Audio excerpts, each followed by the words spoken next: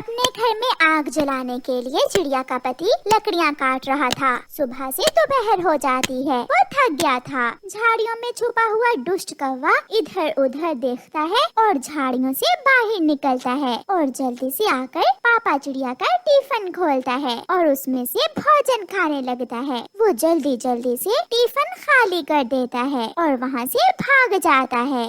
भूख लग गई है, अब मैं अपना खाना खा लेता हूँ और बाकी का काम बाद में करूँगा। वो अपना टिफिन खोलता है।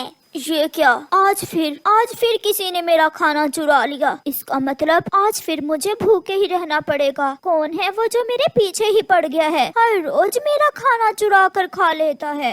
ऐसे पापा चिड़िया सारा दिन भूखे पेट ही काम करता है और शाम को अपनी लकड़ियाँ लेकर घर जाता है। गुड़िया की मम्मा कहाँ है? मुझे जल्दी से खाना दे दें, बहुत भूख लगी है। खाना तैयार है। क्या आज फिर किसी ने आपका खाना चुरा तो नहीं लिया? हाँ, मुझे आज भी भूखे ही रहना पड़ा। जब मैं खाना खाने आया तो मेरा टिफिन खाली था। पापा, वो चोर जरूर आपको छुप कर देखता रहता होगा और फिर जब आप टिफिन से थोड़ी दूर जाते होंगे तो वो चोर अपना काम दिखा देता होगा।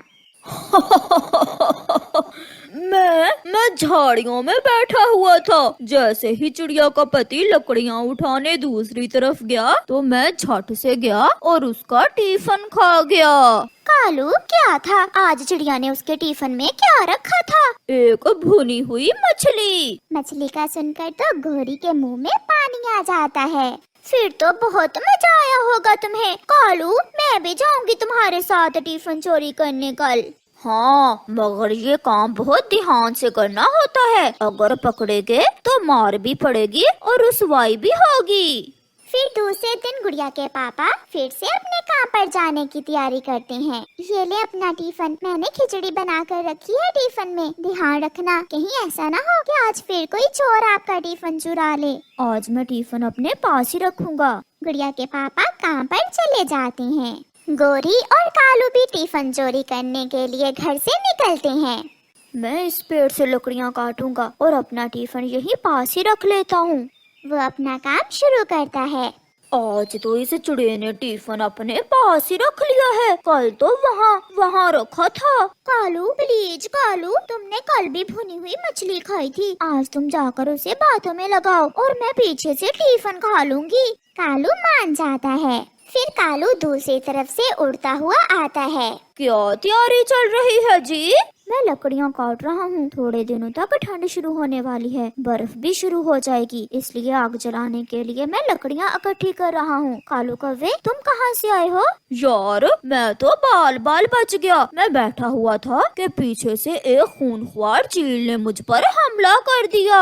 कालू कौवा ऐसे झूठी कहानी शुरू करता है और गोरी कौवी पीछे से दाव लगाकर चुपके से टिफिन उठाकर एक तरफ ले जाती है। टिफिन में खिचड़ी देखकर गोरी कौवी की तो आंखें बल्ब की तरह रोशन हो जाती हैं। वो तेजी से खिचड़ी खाना शुरू करती है। वो चंद मिनटों में ही टिफिन खाली कर देती है और टिफिन वापस रखाती है। तुम फिर कभी पहाड़ों की तरफ न जाना, वहाँ बहुत खतरा होता है। अब मैं जाता हूँ, मेरा काम हो गया और तुम अपना काम करो। कालू कौवा वहाँ से चला जाता है। गोरी भी थोड़ी दूर एक पेड़ पर पहुँच चुकी थी।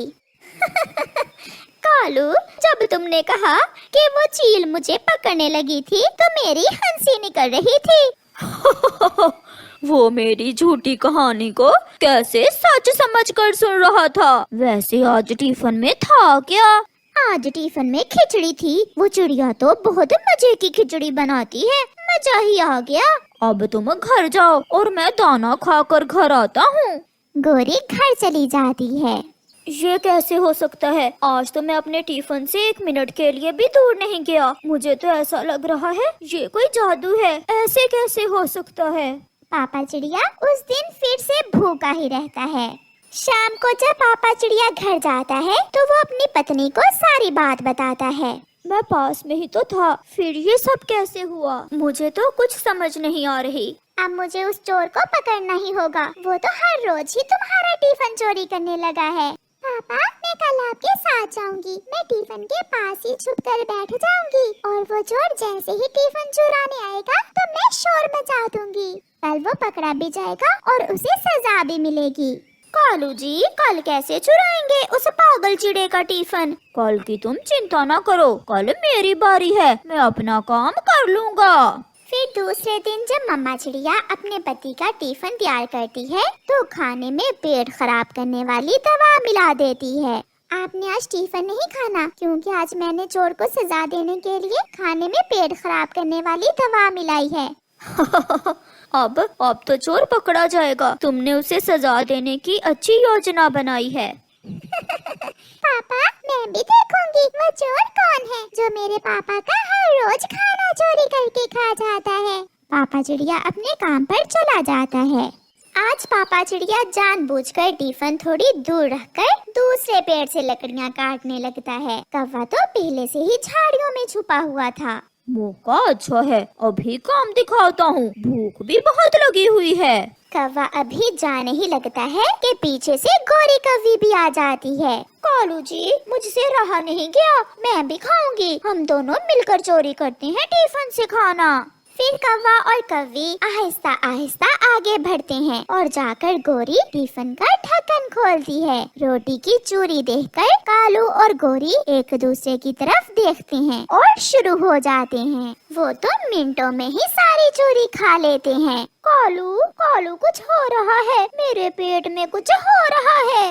ऐसा कहते हुए गोरी धमाका करती है और साथ ही कालू शोर मचाता है। मेरा पेट, हाय मेरा पेट, बचाओ, मुझे बचाओ। गुड़िया के पापा भी वहाँ आ जाते हैं। सामने टिफिन खाली पड़ा था और कौवे जमीन पर लेटे टांगे ऊपर करके रो रहे थे। तो ये तुम दोनों हो जो हर रोज मेरा टिफिन चुराते हो। एक ना एक दिन तो पकड़े ही जाना था ना। मेरा पेट, प्लीज हमें डॉक्टर के पास ले जाएं, हम मर जाएंगे, हाय। मामा चिड़िया और गुड़िया भी वहाँ आ जाती हैं। साथ में मिठू तोता और कबूतर भी था। तो ये है वो चोर, आखिर पकड़े ही गए।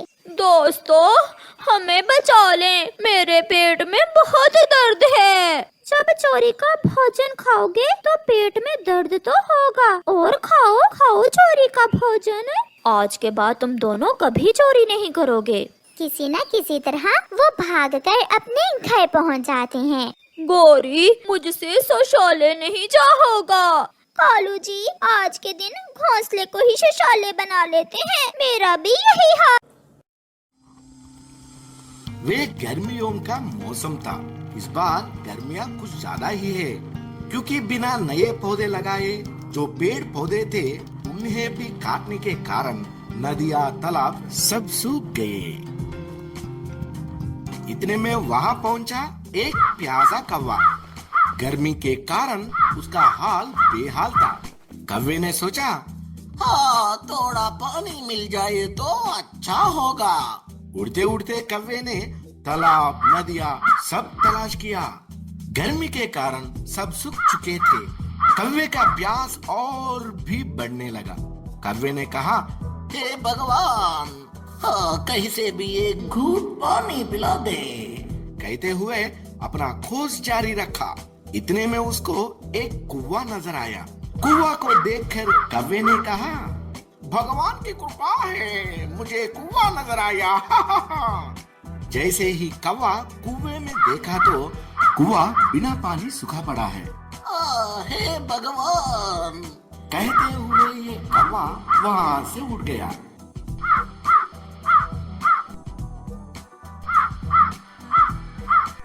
उड़ते उड़ते उसकी नजर एक घर के पास रखा हुआ मटके पे गए।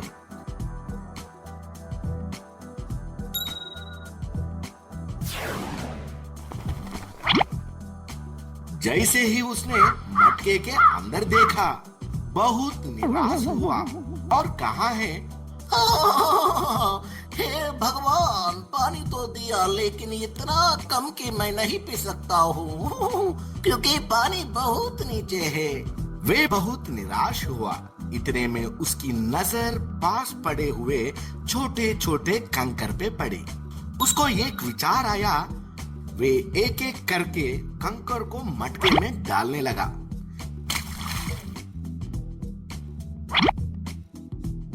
धीरे धीरे पानी ऊपर आने लगा।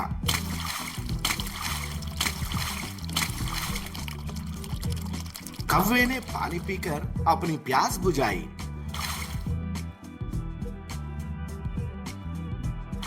और कहा, हे भगवान, शुक्रिया शुक्रिया।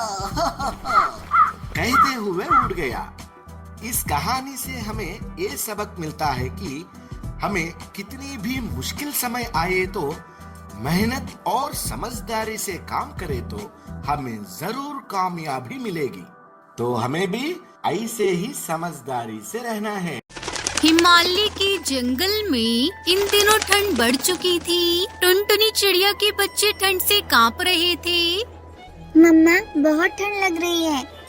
मुझे भी ठंड लग रही है बेटा। इस पतले से चादर में ठंड बहुत लगती है।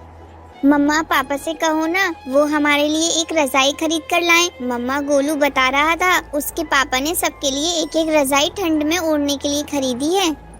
सुनहरी बिटिया, हम बहुत गरीब पक्षी हैं। हमारे पास इतने पैसे नहीं होते कि हम भी अमीर पक्षी की तरह रजाई खरीद कर अलग अलग ठंड में ओढ़े। तुम्हारे पापा और दादू काम पर गए हैं, आने तो उन्हें। मैं उनसे कहूँगी एक मोटा कंबल खरीद कर लाने के लिए। ठंड लग रही है मेरी बिटिया, आज किसी तरह सोने की कोशिश करो। रात हो चुकी है बेटा, सो जाओ। सुबह तुमको स्कूल भी जाना है। टुन्नू चिड़ा उसका बेटा कालू कौआ अभी तक घर नहीं लौटे थे। तभी टूनी चिड़िया अपनी बहू टुनटुनी चिड़िया से कहती है, बहू, आर्यो बहू, अभी तक तेरे ससुर जी नहीं आए। सुबह कालू ने तुझसे कुछ कहा था क्या? नहीं माँ, इन्होंने तो मुझसे कुछ भी नहीं कहा था। हो सकता है काम ज्यादा होने की वजह से वो दोनों वहीं रुक गए होंगे। आप चिंता मत कीजिए माँ जी, वो सुबह आ जाएंगे। फिर सभी सो जाते हैं। अगली सुबह बंटी कबूतर की जोर जोर की आवाज से उनकी नींद खुली। अरे बहू, इतनी सुबह ये पानी वाला हमें क्यों आवाज दे रहा है? जाकर तो देख क्या बात है। अरे क्या हुआ? क्यों इतनी जोर जोर से दरवाजा पीट रहे हो? भाभी जी, सुबह सुबह मैं टहलने गया था तो नदी में मैंने आपके पति और टुन्नू भाई की लाश देखी जो नदी में बह जा रही थी। शायद रात को अंधेरा होने की वजह से वो दोनों नदी में गिर गए।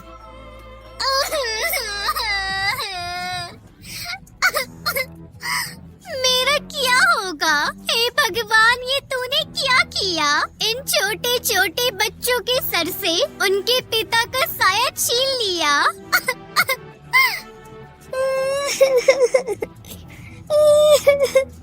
आप इस बुढ़ापे में मेरा साथ छोड़कर क्यों चले गए? मैं अकेले कैसे सबको संभालूंगी? संभालो अपने आप को आंटी जी, अब आपको ही अपना दुख भुलाकर बहू और बच्चों को संभालना होगा। मम्मा, क्या हुआ पापा को? किसने मारा? हमें कंबल नहीं चाहिए पापा, रजाइयाँ भी नहीं चाहिए। आप जल्दी से वापस आ जाओ। पूरा परिवार सदमे में था। 2-3 दिन गुजर गए। एक दिन आकाश में काले बादल छा गए, तेज हवाएं भी चलने लगी। मम्मा, लगता है बारिश होगी, ठंड भी बढ़ जाएगी। अब क्या होगा मम्मा? हमने जो सोचा था वो हुआ ही नहीं। कल सुबह हम दोनों मिलकर घर की थोड़ी मरम्मत कर लेंगे। हाँ माँ जी, आप ठीक कह रही हैं। अगर हम घर की मरम्मत नहीं करेंगे तो घर टूट जाएगा और बारिश शुरू हो गई तो फिर घर के अंदर बारिश का पानी आने लगेगा। लेकिन बारिश ने अगले दिन का इंतजार नहीं किया। रात होते होते बारिश शुरू हो गई। छत से पानी टपकने लगा। ठंड से बच्चे बुरी तरह से कांप रहे थे। बहुत ठंड लग रही है मम्मा। अचानक से टूनी चिड़िया चिल्लाती है, बहू, बच्चों को लेकर जल्दी बाहर उड़ जाओ, छत गिरने वाली है। टुनटुनी चिड़िया जैसे ही बच्चों को लेकर घर से बाहर निकलती है, घर की छत गिर जाती है और एक चीख सुनाई देती है, बहू। माँ जी क्या हुआ आपको? जवाब दीजिए माँ जी, बाहर निकलने की कोशिश कीजिए। कहाँ हैं आप? अंदर से कोई आवाज नहीं आई। टूनी चिड़िया मलबे में दबकर मर चुकी थी। माँ जी, मेरे ऊपर तो दुखों का पहाड़ टूट पड़ा। आज आपने भी मेरा साथ छोड़ दिया है। हे ऊपर वाले, हमसे ऐसा कौन सा पाप हुआ था जो आपने मेरे परिवार को एक एक करके अपने पास बुला लिया? टुनटुनी चिड़िया अपने दोनों बच्चों को लेकर भटकने लगी। वो एक चबूतरे पर बैठ गई। तभी वो सामने नदी के ऊपर देखती है, वहाँ बहुत सारे बैम्बू खड़े होते हैं। टुनटुनी चिड़िया सोचने लगती है, क्यों ना मैं नदी में से बैम्बू निकाल कर इसका ही घर बना लूं। ऐसा करने से मेरे बच्चे ठंड से बच जाएंगे। फिर टुनटुनी चिड़िया ने नदी से बांस इकट्ठे किए। माँ, मैं भी आपके साथ बांस का घर बनाने में मदद करूँगी। हाँ हाँ, हम साथ में मिलकर अपना बांस का घर बनाएंगे। 2 दिनों की कड़ी मेहनत करके टुनटुनी चिड़िया ने अपना बांस का घर बना लिया। वाह मम्मी, आपने तो बहुत अच्छा घर बनाया है। फिर टुनटुनी चिड़िया अपने दोनों बच्चों के साथ बांस के घर में खुशी खुशी रहने लगी।